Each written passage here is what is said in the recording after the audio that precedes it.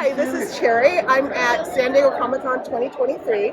I'm speaking with Payhuan, the founder of Immortal. I'm super excited about it because I believe this is your first time here at San Diego Comicon. This is my second time as a participant and exhibitor. Of course, I've been coming here for ages as a geek and just as a fan. And never in my wildest dreams did I think I would actually be part of the program here. And but yet here we are.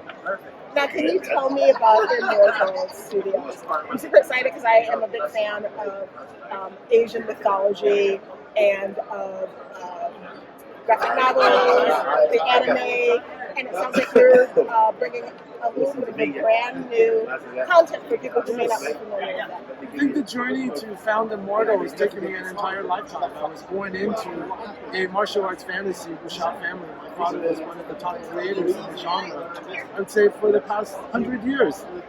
So those were my dinner table conversations growing up. And of course, the characters that I aspired and that inspired me was a big part of what formed me as a person, as a character.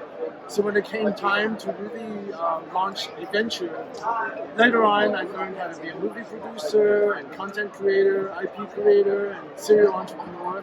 I thought, this is the one thing that I would love to do. I would love to contribute to the next 1,000 years of the evolution of this wuxia genre that I've been given the honor to represent and understand fully. So it's really taken me on an entire lifetime of preparation to launch Immortal Studios. We have a vision that takes the genre back to its founding ideals, which is really all about personal transformation, tapping into our innate, divine, limitless potential.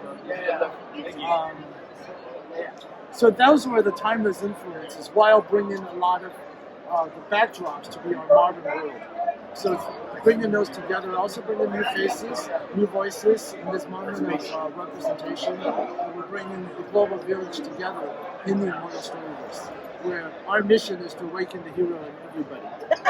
We all want to be a hero, and I know you're on phase 2, but I'm very curious, what was the process for you to begin the studio, your business acumen, who you look towards for someone that would give you an example of how to create a successful studio? I was actually trained by some current Hollywood studio heads on how to create a studio, and after learning the ropes as a film producer, as a film financier, fund manager, and then marketer, so I actually learned from some of the best people running Hollywood.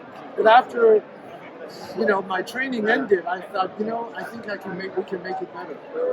And one of the ways to make it better is to actually link it with people who actually consume the content, who are excited about the content, partnering with them very early in the process, so that you're not kind of stabbing in the dark, and that we're bringing a community approach to it.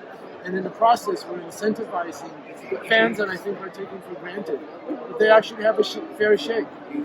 They're considered an important part of this community. So that we're consulting them, getting their advice and input, getting their passion, and of course having them support and amplify us when the word gets out. So also bringing a lot of the technology tools that enable us to do that. So those are some of the inspirations for I think the business part of the studio.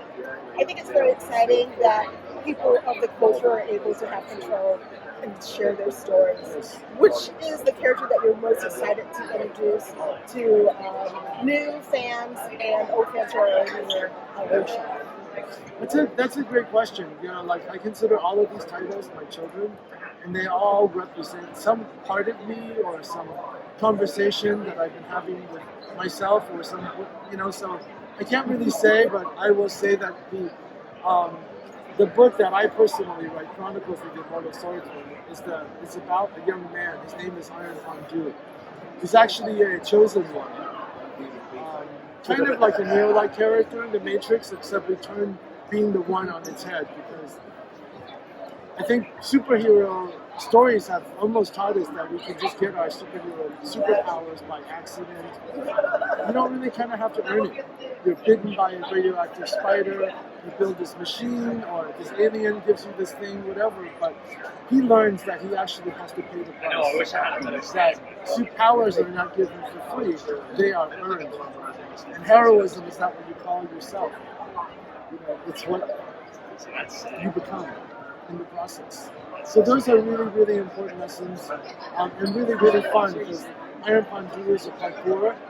He's also somebody who's economically stressed. He's like on the verge of being kicked out of college. He deals with all these modern stresses that I think a lot of the young people are going through. So those mental challenges are his reality too, but yet he learns to move beyond it, warts and all. And so that what makes him a really interesting and relatable character and a good gateway into the Immortal Storyverse. So through his eyes and through his lens, we get to see all of these other things happening. And there are pretty big things happening in the Immortal Storyverse. I think that's something relatable to sort of all ages, Yes. whether they're young or they're older, trying to figure out what their next steps are. Yeah. So that sounds like a And very to believe exciting in their documentary. dreams, to Yes. listen to that voice inside themselves, that despite whatever you see in your outer circumstances, if you believe it, you can do it. That sounds like a lot of fun. And you had a panel here at San Diego Comicon.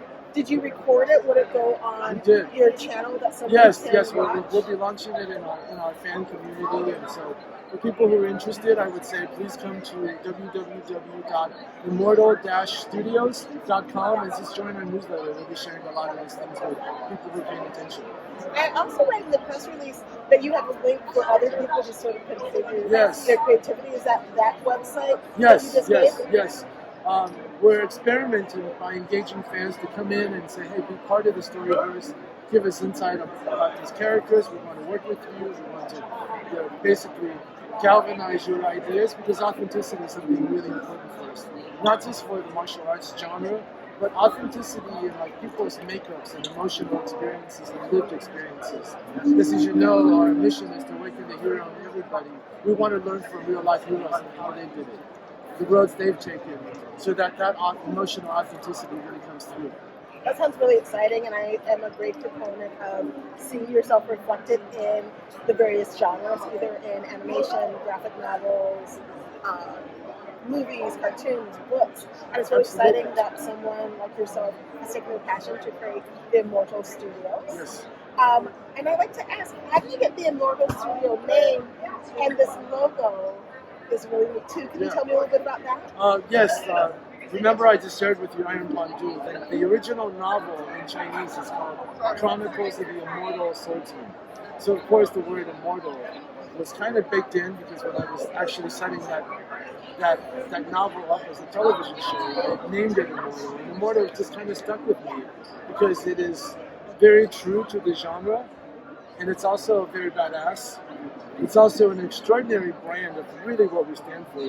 It's the immortality of the soul. So it's stuck. In terms of this logo, it actually came first to me. I saw a version of it in a painting that was upside down. I looked at it. I was like, wait, there's something else I want to do with it. So from that original kind of inspiration, I played with it until this version of the symbol emerged, and I said, yes, that says immortal. And then I decided to name it the Immortal Flame, which is the seal of the awakened warrior. Oh my gosh, and you have that tattoo? I have And I that know tattoo. you have another one. Yes, Is I that do. also to do with the images from Immortal Studios as well? Well, this is something, these are credos that I live by. This is actually for me, because people will see it kind of as a question mark, but for me, I see it every day. It's a reminder of my own divinity. Mhm. You know, as an entrepreneur, as a creator, you come to these shows and it feels great, but a lot of the times you have to go through a lot of difficulties, many, many challenges, and this and that. Of course, it's extremely strenuous financially, even to run and scale a studio of our ambition. So I often go back to this. It's just saying, reminding myself, yes, I can. Yes, I can. Like, if I'm going to awaken the hero in everybody, I must first be willing to lead by example. And this is kind of a reminder to me.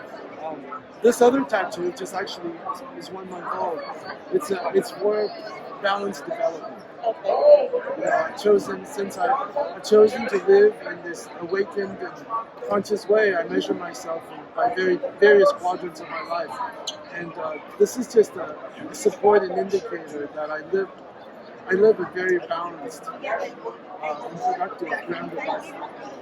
And I'm really curious about your creation of your, should I call them comics or novels? You can just say comics. Comics?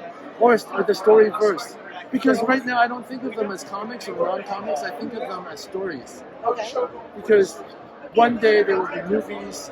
We're actually developing them right now, and also in the game world. So to me, the comics is just the fastest, easiest, and cheapest way of telling these stories and being able to engage with people. And while we're workshopping it, so I'm not really. I love comics, but it's just the first stop. And in fact, one of the 2.0 is that yes, we're going to continue. We're going to deliver more titles. We're also reaching beyond comics and deal with other mass forms of entertainment, such as movies and games. And while you're creating these stories and you're writing them, do you collaborate with the person who does the illustration and the cover Absolutely. design? Look, I'm creator of the world. So I created the Immortal Studios. I created kind of the massive arcs, what's happening in the world. I spend less time writing individual stories because I also have a studio to run, and so I focus on one title. But other than I'm constantly writing and creating new characters, and when those kind of frameworks are done, or I've chosen a niche or a character that's really compelling, then I would work with a writer who then will be able to take those ideas and really ground it, deepen it, specify it, and this is what really great writers do. And then they would collaborate with the artists, and I would kind of supervise it. But we also have a very great publishing team who are the best in the business. So that's how you really scale.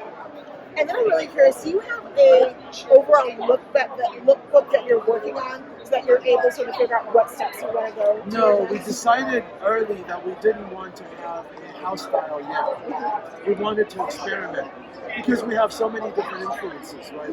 We of course have American comic influences because some of our team members were titans in the comic book business, and many of our artists are also very well known in American comics and superhero comics. We also have Eastern artists from the Philippines, from China, from Europe, from Brazil. So all of them brought their unique influences so that we're able to really experiment and see different aspects of creation. So far it's working out pretty well.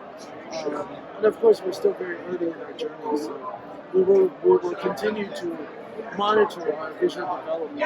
I'm personally very excited about what's happening in the manga anime space in Asian comics, and I certainly want to do more of those. I love the Immortal Studios. I love that it's really world building as you're creating it. I'm very excited about it. I hope that others will also look up Immortal Studios at Immortal-Studios.com. Also Immortal Wuxia, Immortal Wuxia on Instagram. It looks like I have something new to follow. And I look forward to reading the graphic novels and the next things that you will be doing. Thank you so much for talking with me here at San Diego Comicon 2023. Peace out.